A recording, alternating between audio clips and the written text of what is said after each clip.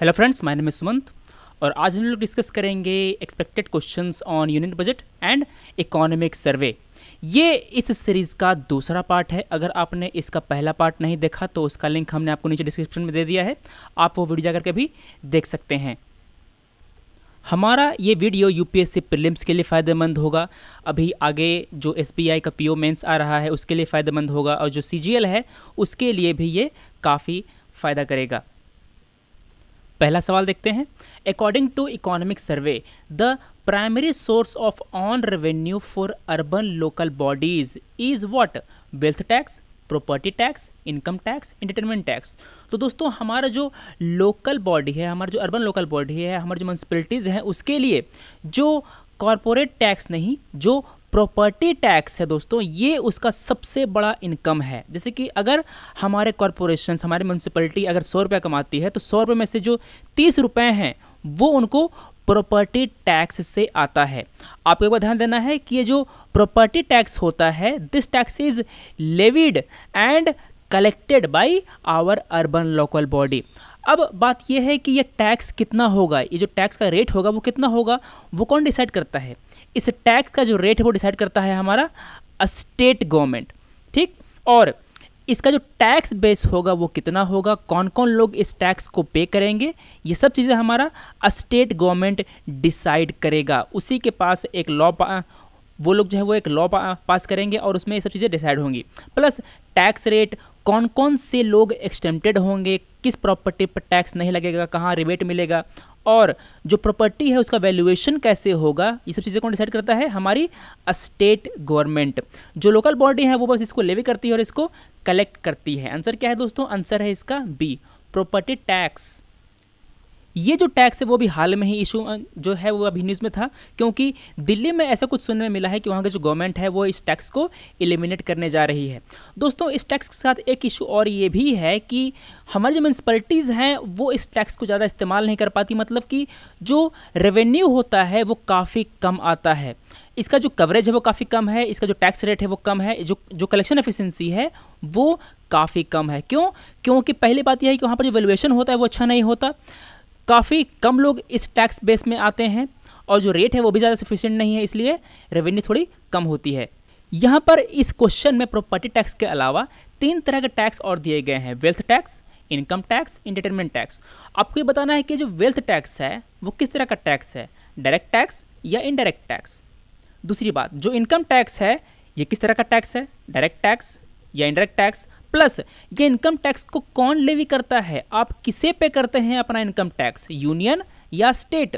तीसरा, हमारा जो एंटरटेनमेंट टैक्स है वो इसको कौन लेवी करता है, कौन कलेक्ट करता है और ये किसको देना पड़ता है, हमें ये बताइए आप। इसका आंसर है बी। अगला सवाल देखते हैं हम लोग। विच of the following is correct about hedging? दोस्तों हेजिंग क्या होती है? हेजिंग समझने से पहले आप देखते हैं कि हेज क्या होता है। Hedge is an investment to reduce the risk of adverse price movement in an asset. देखिए आपने क्या किया कि आपने एक घर खरीदा, उस घर का जो प्राइस है वो काफ़ी फ्लक्चुएट कर रहा है, तो अब क्या करेंगे, आप कुछ ऐसा करेंगे कि आपको उस घर में कुछ नुकसान ना हो। तो अगर आप कुछ ऐसा इन्वेस्टमेंट करते हैं जिससे कि आपके पिछले इन्वेस्टमेंट पे जो रिस्क है वो रिड्यूस हो जाता है, तो इसे हम लोग कहेंगे हेज। आपके उस इन्वेस्टमेंट को कहेंगे हम लोग हेज, और आपने जो इन्वेस्टमेंट किया है, जो पूरा प्रोसेस है उसको हम लोग कहेंगे हेजिंग। तो this is an act of reducing uncertainty about future price movement. जी हाँ, अभी हमने देखा। It may be done in commodity, security and currency. आपने किसी देश की करेंसी रखी है अपने पास, अगर उस देश की करेंसी अप्रिशिएट करती है तो क्या होगा, आपको फ़ायदा होगा। अगर उस देश की करेंसी डिप्रिशिएट करती है, फॉर एग्जांपल मान लेते हैं कि आपने 120 रुपया खर्च करके $2 आपने खरीदा, अगर डॉलर का रेट बढ़ता है तो आपको फ़ायदा होगा, है ना। आपने $1 खरीदा था 60 रुपये में, अगर इस डॉलर का रेट बढ़ करके 70 रुपया हो गया तो आपके जो $2 हैं इसका कितना वैल्यू हुआ, इसका वैल्यू हुआ 140, है ना। आपने लिया था 120 में, आपका जो वैल्यू हो गया वो हो गया 140, हो गया ना। तो इस तरह से आपने क्या किया, ये जो आपकी जो बेनिफिट हुई, अगर आपको लॉस हुआ होता 120 के बजाय, मतलब 60 रुपये $1 के बजाय अगर इस डॉलर का रेट 50 रुपये हो गया होता तो क्या होता, आपने लगाया था 120, आपको कितना मिलेगा, आपको मिलेगा 100, है ना, मतलब 20 का नुकसान है। तो इस नुकसान से बचने के लिए मान लेते हैं कि आपने इस आपके पास जो $2 थे इसको आपने कहीं और इन्वेस्ट कर दिया, है ना, आपने इसको आपने 100% ब्याज पर दे दिया मान लेते हैं, ठीक है। तो आपने जो प्राइस मूवमेंट से बचने के लिए इस डॉलर को आपने इन्वेस्ट कर दिया और जो मुनाफा हुआ उससे आपने अपनी जो हानि हुई उसको भरपाई कर दिया। तो आपने जो इन्वेस्टमेंट किया उसे हम लोग कहेंगे हेज, और ये जो पूरा प्रोसेस है दोस्तों इसको हम लोग कहेंगे हेजिंग। इसको आप कमोडिटी में, सिक्योरिटी मतलब कि शेयर्स में और करेंसी में सब में कर सकते हैं। मेरा 1 सही है, मेरा 2 भी सही है। This may be done by forward sale और परचेज। दोस्तों फॉरवर्ड सेल ये होता है कि आप किसी को जो सामान है उसको बेचने की प्रॉमिस पहले कर देते हैं। तो इसमें जो थर्ड है वो भी सही है। 1 2 3 all 3 are correct. D is the right answer. Which of the following statements are correct with regard to RuPay debit card. आपने कई बार अपना एटीएम कार्ड पर देखा होगा कि लिखा होता है वहाँ देखा होगा आपने लिखा होता है वीज़ा होता है लिखा हुआ, कई बार होता है आपका होता है मास्टर कार्ड लिखा हुआ होता है ना। तो ये सब क्या है दोस्तों, ये सब पेमेंट सिस्टम्स हैं। ये जो रुपए है इसको डेवलप किया है NPCI, National Payment Corporation of India, इसने इसको डेवलप किया है एनपीसीआई। मेरा पहला स्टेटमेंट सही है। It can be used both with in outside inside and outside the country. जहाँ जहाँ इस रुपए कार्ड को एक्सेप्ट किया जाएगा वहाँ वहाँ आप इसे इस्तेमाल कर सकते हैं, सही है।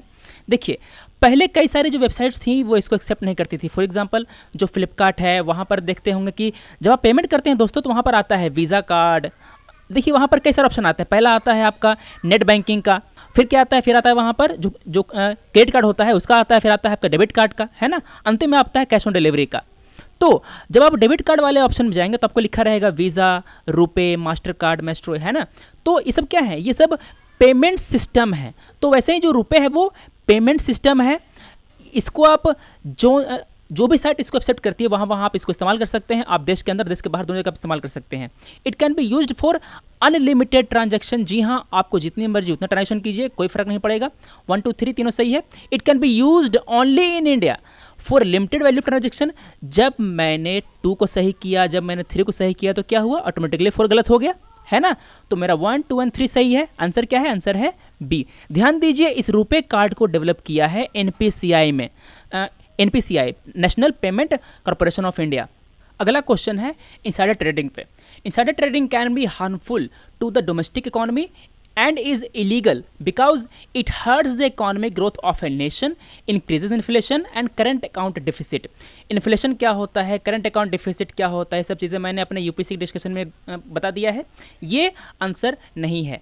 देखिए जो इनसाइडर ट्रेडिंग में पहले क्या होती है हम लोग समझ लेते हैं। आप फ्लिपकार्ट में काम कर रहे हैं, फ्लिपकार्ट के शेयर लॉन्च हो चुके हैं, इसका पहले आईपीओ इशू हुआ था। तो अगर कोई व्यक्ति इस फ्लिपकार्ट के अंदर काम कर रहा है, फ्लिपकार्ट का एम्प्लॉय है, तो जो फ्लिपकार्ट जो डील कर रहा है दूसरी कंपनी से उसका उसे पता होगा, है ना। चूंकि वो उस कंपनी का एम्प्लॉय है इसीलिए वो इन्फॉर्मेशन उसे पता होगी। बाहर की जो पब्लिक है जो फ्लिपकार्ट के शेयर खरीदना चाहती है उसे तो पता नहीं होगा, है ना। अगर ये इनसाइडर इस इंफॉर्मेशन का इस्तेमाल करके, फ्लिपकार्ट के अंदरूनी इंफॉर्मेशन का इस्तेमाल करके इसके शेयर की खरीद बिक्री करता है तो हम इसे कहेंगे इनसाइडर ट्रेडिंग। क्यों? क्योंकि इसने उस इंफॉर्मेशन का इस्तेमाल करके इसके शेयर खरीदे बेचे जो कि पब्लिक के पास वो इंफॉर्मेशन जो है वो एक्सेसिबल नहीं थे। It is a trading of a public company stock by individual with access to non public information. वो इंफॉर्मेशन जो पब्लिक के पास नहीं है वो भी जो जनता है उसे भी पब्लिक नहीं किया गया है। तो दोस्तों ये जो प्रैक्टिस है उसको हम अनफेयर मानते हैं। क्यों? क्योंकि दो लोग जो इस शेयर को खरीदना बेचना चाहते थे, जो शेयर में इंटरेस्टेड थे, उन दोनों के पास समान इंफॉर्मेशन नहीं है। ये बंदा है वो एडवांटेज में है क्योंकि इसके पास ज़्यादा इंफॉर्मेशन है। देखिए फ्लिपकार्ट ने मान लेते हैं कि किसी कंपनी ए इससे डील करी, फ्लिपकार्ट को इस कंपनी की जो डील करी उससे कुछ फ़ायदा होने वाला है। तो अगर फ्लिपकार्ट को फ़ायदा होगा तो क्या होगा, इसके जो शेयर हैं उसके दाम बढ़ेंगे, है ना। शेयर के दाम दोस्तों कब बढ़ते हैं? शेयर के दाम दोस्तों तब बढ़ते हैं जब मार्केट में उस शेयर की डिमांड बढ़ती है। ध्यान दीजिए, मार्केट में जब उस शेयर की डिमांड बढ़ेगी तो शेयर के दाम बढ़ेंगे। अगर मार्केट में शेयर की डिमांड घटेगी तो शेयर के दाम गिर जाएंगे। अगर इस कंपनी फ्लिपकार्ट को ए से जो डील हो रही है उसे फ़ायदा होना होगा, है ना। अगर फ्लिपकार्ट को फ़ायदा होगा तो जो प्रॉफिट होगी वो शेयर होल्डर्स के बीच में बांटी जाएगी। दोस्तों ये होता है शेयर की एक बेसिक प्रॉपर्टी। कंपनी को जो भी प्रॉफिट होगा वो प्रॉफिट जो शेयर होल्डर्स हैं उसके बीच में बटेगी। तो जिस व्यक्ति के पास ज़्यादा शेयर होंगे उसको मुनाफा ज़्यादा मिलेगा, है ना। मान लेते हैं कि मेरे पास है 1000 शेयर, तो मुझे उस व्यक्ति से 10 गुना ज़्यादा प्रॉफिट मिलेगा जिसके पास केवल 100 शेयर हैं, है ना। अगर किसी के पास 10,000 शेयर हैं तो उस व्यक्ति को मेरे से 10 गुना प्रॉफिट मिलेगा, है ना। तो अगर इस इनसाइडर को ये पता है कि ऐसे जो डील हो रही है उससे फ्लिपकार्ट को फायदा होगा तो क्या करेगा, वो दौड़ करके मार्केट जाएगा और जा करके वो सारे शेयर खरीद लेगा अपने नाम पर। इस व्यक्ति को जो बाहर बैठा था पब्लिक में उसे पता नहीं है इस डील के बारे में, है ना। तो वो तो बेचारा सोचेगा कि जो तो फिर इसको तो कुछ सोचना नहीं होगी इस डील की, है ना। तो ये जो ट्रेडिंग कर रहा है ये व्यक्ति इनसाइडर, इसे हम लोग कहेंगे इनसाइडर ट्रेडिंग। ये कई कंट्रीज में इलीगल है। तो इसका आंसर क्या है, इसका आंसर है it distorts the level playing field between investor and stock market and makes the market susceptible to heavy speculation. दोस्तों स्पेकुलेशन क्या होती है, स्पेकुलेशन का मतलब होता है कि आप अनुमान लगाते हैं कि किस कंपनी के शेयर बढ़ेंगे, किस कंपनी के शेयर घटेंगे। देखिए कई सारी जो हमारे जो पब्लिक सेक्टर बैंक है वो भी एनपीए से पीड़ित हैं। एनपीए क्या होता है, एनपीए का मतलब होता है नॉन परफॉर्मिंग एसेट। तो जिस कंपनी में जिस बैंक में ज़्यादा एनपीए होगा वो जो होगी वो लॉस में होगी। तो जो जनता है वो क्या चाहेगी, वो जनता ये चाहेगी कि वो उस बैंक का शेयर ना खरीदे क्योंकि बैंक अभी नुकसान में जा रहा है। तो जो लोग हैं, जो ट्रेडर्स हैं, वो स्पेकुलेशन करेंगे, जो कंपनी कब नुकसान में जाएगी कब वो प्रॉफिट में जाएगी वो सब देखते रहेंगे। फॉर एग्जांपल अगर मोदी सरकार आए तो लोगों को लग रहा था कि जो वेदांता कंपनी है उसको प्रॉफिट मिलेगा, क्यों, क्योंकि वो जो बीजेपी है उसके ज़्यादा करीब है। तो जैसे ही हमारे बीजेपी की सरकार बनी वैसे ही जो वेदांता थे उसके शेयर के दाम बढ़ने लगे। क्यों, क्योंकि जो लोग हैं उनको पता था कि वेदांता कंपनी को जो प्रॉफिट है वो होना ही है। तो ये जो प्रोसेस है इसे हम लोग कहते हैं स्पेकुलेशन। आंसर है सी। इसका जो डी है उसको देख लीजिए, speculation by individual investors is illegal. दोस्तों ये इलीगल नहीं है। जो शेयर मार्केट है उसकी बेसिक प्रॉपर्टी है स्पेकुलेशन। स्पेकुलेशन जो है वो शेयर मार्केट में हो सकता है, वो किसी भी कमोडिटी में हो सकता है। फॉर एग्जांपल अगर आपको लगे कि आपके घर के बाजू वाले ज़मीन का दाम बढ़ने वाला है तो क्या करेंगे आप उस ज़मीन को तुरंत खरीद लेंगे उसके दाम बढ़ने से पहले। तो ये क्या हुआ, ये हुआ स्पेकुलेशन। हो सकता है कि उस ज़मीन के दाम बाद में गिर जाए, है ना, तो आपको क्या होगा, आपको हो जाएगा नुकसान। अगर उस ज़मीन के दाम बढ़ गए तो आपको होगा प्रॉफिट, अगर उस ज़मीन के दाम घट गए तो आपको क्या होगा, आपको हो जाएगा नुकसान। इसे हम लोग कहते हैं स्पेकुलेशन। अब दोस्तों आपको ये बताना है कि हमारा जो शेयर मार्केट का रेगुलेटर है वो कौन है। शेयर मार्केट का रेगुलेटर कौन है आपको ये बताना है। सेबी, आरबीआई या आईबीआरडी, कौन है आपको ये बताना है। कई बार हम लोग एक टर्म और देखते रहते हैं, वो टर्म है एल्गोरिथमिक ट्रेडिंग। दोस्तों आपको ये बताना है कि हमारे यहाँ इंडिया में क्या एल्गोरिथमिक ट्रेडिंग इलीगल है या लीगल है। आपको ऐसे क्वेश्चन इस इंटरव्यू में पूछे जा सकते हैं, इसको आप प्रिपेयर कर लें। दोस्तों अगला क्वेश्चन है प्रोटेक्शनिज्म पर।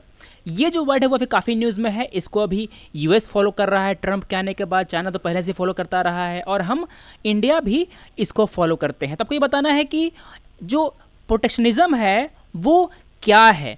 विच of the following can be a form of economic protectionism by India. Visa restriction through for foreign nationals, जो बाहर के जो लोग हैं वो यहाँ आना चाहते हैं, हम उनके वीज़ा पर रिस्ट्रिक्शन लगा देंगे। क्या ये कहलाएगा प्रोटेक्शनिज्म? जी हाँ दोस्तों, ये कहलाएगा। इसको अभी यूएस फॉलो कर रहा है। हमने कुछ दिनों पहले जो H1B वीज़ा है उसके बारे में एक वीडियो बनाई थी और आपको दिखाया था। उसमें मैंने ये बताया था कि जो यूएस वाले हैं वो इस H1B वीज़ा का जो संख्या है उसको कम करने वाले हैं। ऑस्ट्रेलिया ने जो वीज़ा इंडियन को देते हैं उसको उन्होंने कम किया है। तो अगर कोई कंट्री वीज़ा पर रिस्ट्रिक्शन लगाता है तो हम इसे प्रोटेक्शनिज्म के अंतर्गत मानेंगे। जो लोग आ रहे हैं वो यहाँ आकर के जॉब कर सकते हैं, तो अगर वो लोग यहाँ आके जॉब करेंगे तो हमारे जो लोकल लोग हैं उनको जॉब नहीं मिलेगी, है ना। तो इसे हम लोग कहेंगे प्रोटेक्शनिज्म। जी हाँ, पहला सही है। Preferential market access policies for domestic industries, सही क्या? जी हाँ दोस्तों, ये भी सही है। हमारा जो मार्केट है उसको एक्सेस करने के लिए जो डोमेस्टिक कंपनी है उसको अगर हम कुछ ज़्यादा इंसेंटिव दें, उसको हम ज़्यादा कुछ प्रोटेक्शन दे दें तो ये क्या कहलाएगा, उसे कहलाएगा प्रोटेक्शनिज्म। फॉर एग्जाम्पल, अगर हमारे बिहार के सीएम अगर कहें कि जो लड़कियां हैं उनको स्कूल जाने के लिए हम जो साइकिल बांटते हैं वो साइकिल केवल इंडियन कंपनी की ही होना चाहिए, तो ये क्या हुआ, ये एक प्रोटेक्टिव मेजर है जो हम ले रहे हैं अपनी डोमेस्टिक कंपनी को बढ़ावा देने के लिए। उनको हम जो फॉरेन कंपनी है उससे जो कंपटीशन हो रहा है उससे हम बचाएंगे, उससे हम एक प्रेफरेंशियल ट्रीटमेंट दे रहे हैं। मेरा सेकंड सही है। डिस्करेजिंग फॉरेन इंस्टीट्यूशनल इन्वेस्टर, सही क्या दोस्तों, ये सही नहीं है। ये जो प्रोटेक्शनिज्म है दोस्तों, ये तब होता है, ये तब कहलाता है जब हम अपने लोकल बिजनेस को फॉरेन बिजनेस से कंपटीशन होने से बचाते हैं। अपने लोकल बिजनेस को हम ज़्यादा प्रेफरेंस देते हैं अपनी गवर्नमेंट एक्शंस एंड पॉलिसीज़ के ज़रिए। अगर हमारे यहाँ FII का जो इन्वेस्टमेंट है वो ज़्यादा आता भी है तब भी हमारे जो लोकल कंपनी है उस पर प्रभाव नहीं पड़ेगा, उल्टे हमारे लोकल कंपनी को कैपिटल मिलेगा। इसीलिए अगर हम FII को डिस्करेज करते हैं तो ये प्रोटेक्शन में नहीं आएगा, ये मूर्खता कहलाएगी। 3 हो गया गलत। Increasing custom duty on imported goods, दोस्तों ये कहलाएगा। क्यों, देखिए इसको मान लेते हैं कि ये हमारा इंडिया है, ये हमारा US है।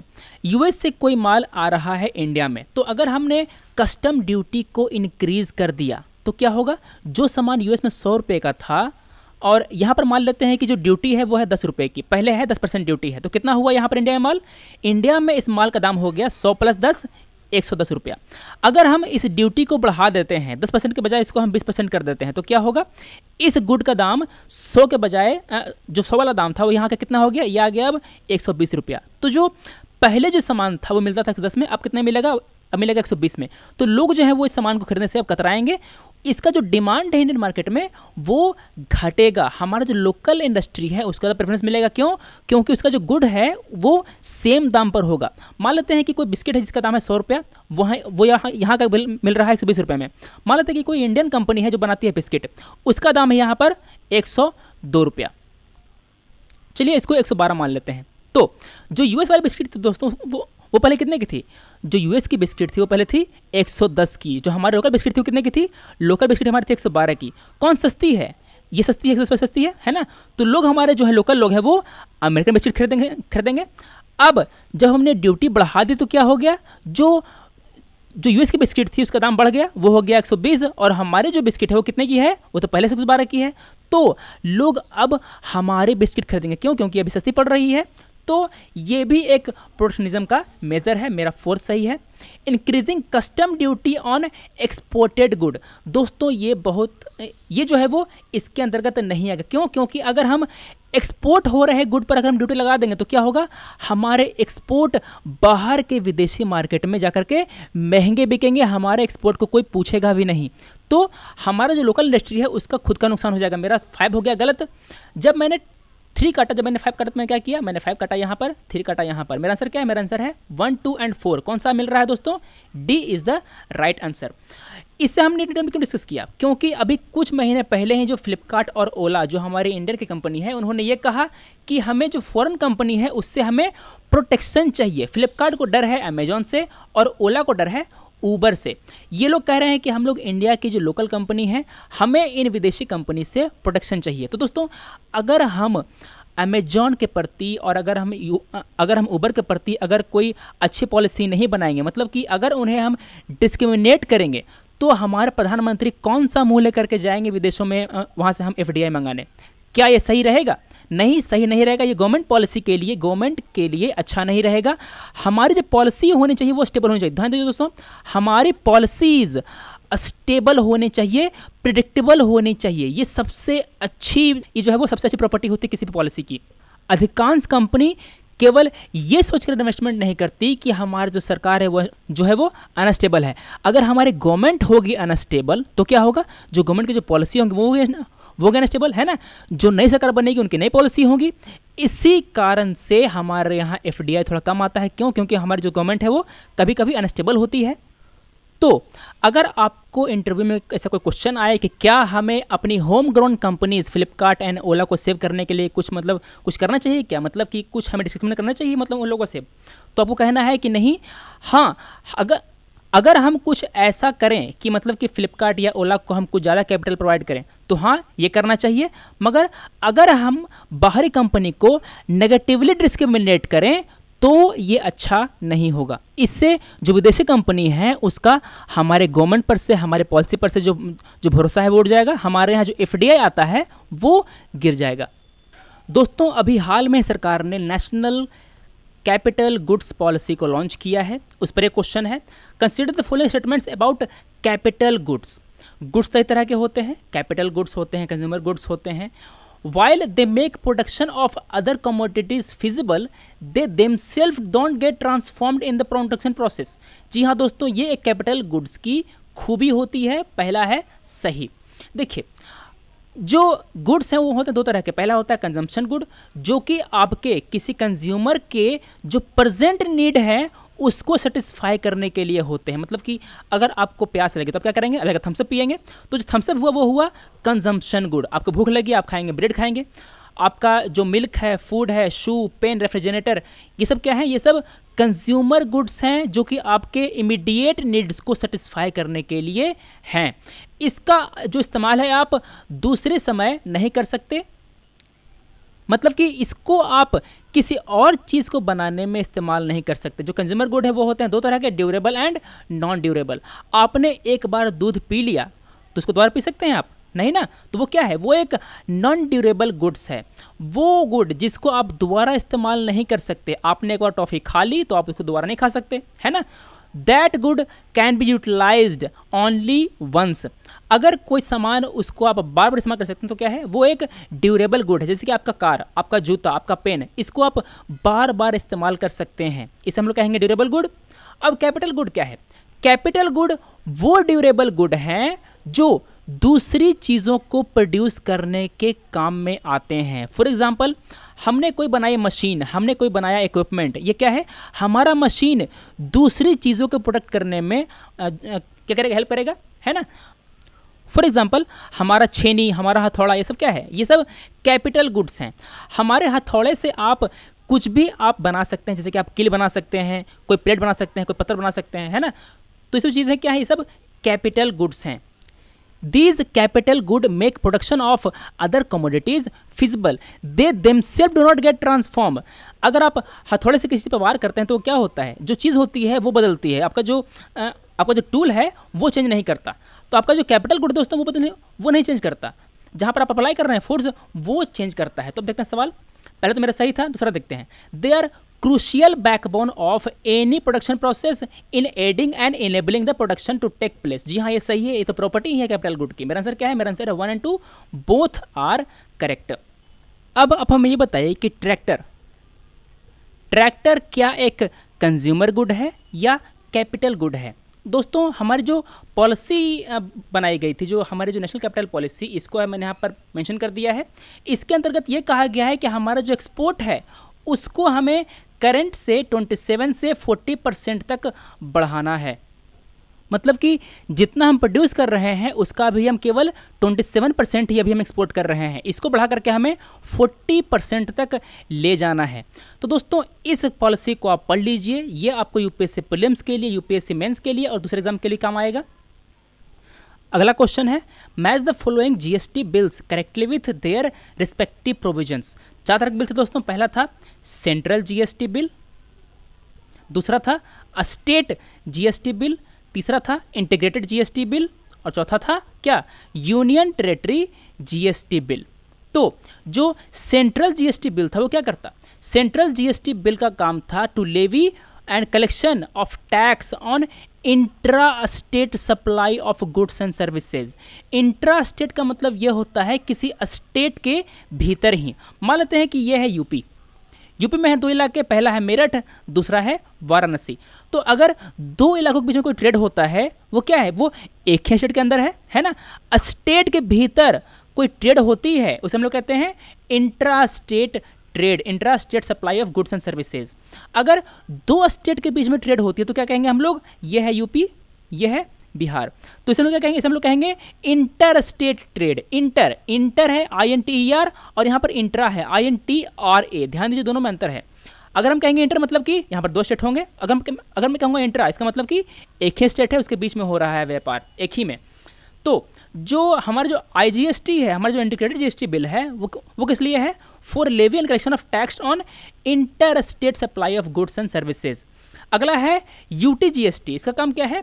For levy on collection of tax on intra union territory supply of goods and services. देखिए दोस्तों, सारे बिल हैं वो गुड्स एंड सप्लाई दोनों के लिए बनाए गए हैं, गुड्स एंड सप्लाई दोनों के लिए, गुड्स एंड सप्लाई दोनों के लिए। आखिरी में आया हमारा GST compensation to state bill. जो स्टेट जिनको रेवेन्यू का लॉस हो रहा है उसको कंपनसेशन देने की बात करी गई है। ये जो कंपनसेशन होगा वो 5 साल के लिए दिया जाएगा as per the section 18 of the संविधान का 101वां एक्ट 2016। तो ये जो बातें हैं वो हमारे संविधान में लिख दी गई हैं। तो ये हमारे 4 बिल। तो जो IGST वो क्या करेगा? IGST levy and collection of tax on intra state. Intra state कौन था दोस्तों? इंट्रा स्टेट वाला था हमारा CGST।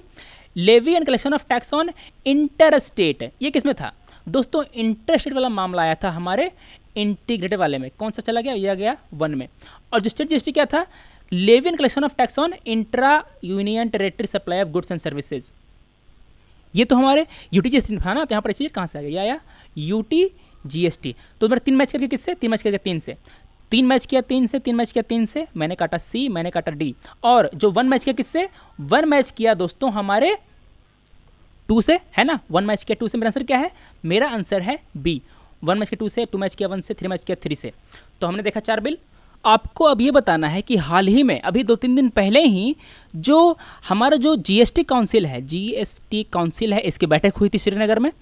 उसमें जो गुड्स हैं और सर्विसेज हैं उसके जो टैक्स रेट होंगे वो डिस्कस किए गए थे, वो डिसाइड किए गए थे। तो आपको ये बताना है कि जो गुड्स एंड सर्विसेज के जो टैक्स हैं उसमें कितने स्लैब बनाए गए हैं, how many slabs are there. Tax rate क्या होंगे आप ये बता सकते हैं अगर आप मालूम है तो। दूसरा आप ये बताइए कि जो हमारा जो GST काउंसिल है वो किस तरह की बॉडी है? Constitutional, statutory, executive. इसका चेयरमैन कौन है आपको ये बताना है, प्लस इसका कंपोजिशन क्या है, इसमें कौन कौन से मंत्री होते हैं, कौन कौन से पोस्ट के लोग होते हैं, आपको ये बताना है। अगला सवाल है exclusion of genuine beneficiaries of one of major consequences of miscalculation of welfare schemes in India. दोस्तों हमारे यहाँ जब स्कीम बनाई जाती है तो उससे उस स्कीम से कौन लोग बेनिफिट होंगे ये पहले डिसाइड कर लिया जाता है, और उसका फंड कहाँ से आएगा पहले डिसाइड किया जाता है। तो आपको ये बताना है कि हमारे यहाँ जो बेनिफिशियरी होंगे वो कभी कभी एक्सक्लूड हो जाते हैं, मतलब कि कोई स्कीम किस लोगों को मिलना है उसका फ़ायदा उन लोगों को नहीं मिल पाता। इसे हम लोग कहते हैं एक्सक्लूजन ऑफ जेन्युइन बेनिफिशियरी। इसके लिए कुछ लाइन दी गई है आपके पास, वो बताना है सही है या गलत। Misallocation has repercussions for targeting of resources to the poor. देखिए हमारे यहाँ है नेशनल फूड सिक्योरिटी प्रोग्राम, हमारे यहाँ है RTI, हमारे यहाँ है मनरेगा।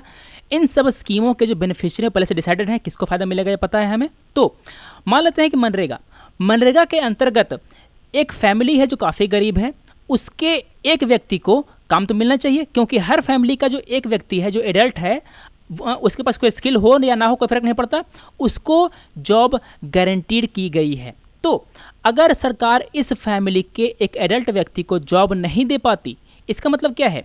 हो सकता है कि इसके पास कोई कार्ड ना हो। अगर इस व्यक्ति को जॉब नहीं मिलती तो क्या हुआ?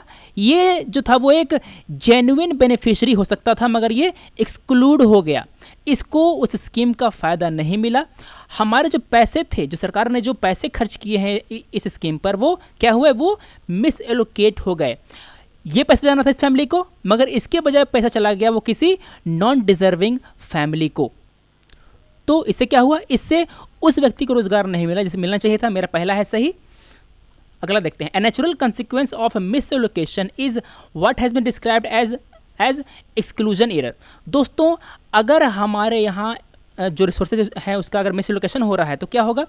जो फंड बेनिफिशियरी के लिए एलोकेट किया गया था उसको नहीं मिला, वो कहीं और चला गया। तो जो फंड यहाँ जाना चाहिए था वो यहाँ नहीं गया, वो यहाँ आ गया। तो जहाँ पर मिस एलोकेशन होगा वहाँ पर एक्सक्लूजन भी होगा। एक्सक्लूजन जो है वो मिस एलोकेशन को फॉलो करेगा, वो कह रहा है यहाँ पर। मेरा बी भी सही है। If a state or a district with more poor is allocated very little resources then it is almost certain that some deserving household will be excluded. देखिए मनरेगा के अंतर्गत मान लेते हैं कि ये ज़िला है, इस ज़िले में 100 फैमिली है, मतलब 100 फैमिली में 100 लोगों को रोजगार मिलना चाहिए। मनरेगा में जो फंड आया वो केवल 60 लोगों के लिए ही आया है। तो 60 लोगों के लिए फंड आया तो क्या हुआ, 100 में से केवल 60 को जॉब मिलेगी, जो 40 लोग हैं उसको जॉब नहीं मिलेगी, है ना। ये जो 40 लोग हैं वो एक्सक्लूड हो जाएंगे, वो जेन्युइन बेनिफिशियरी थे मगर उसको सिस्टम का फायदा नहीं मिला, वो होगा एक्सक्लूड हो गए। तो मेरा ए सही है, बी सही है और सी भी सही है। तो मेरा क्या हुआ, all of the above are correct. ये लाइनें सीधे हमने उठाई हैं सर्वे से, ये सब ध्यान रखिएगा आप। तो दोस्तों आज हमने डिस्कस किया कुछ क्वेश्चन जो कि इस साल के बजट से और इस साल के इकोनॉमिक सर्वे से डिजाइन किए गए थे। आप पहले कैसा लगा हमें बताइए और मिलता है अगले वीडियो में। Thanks for watching, take care.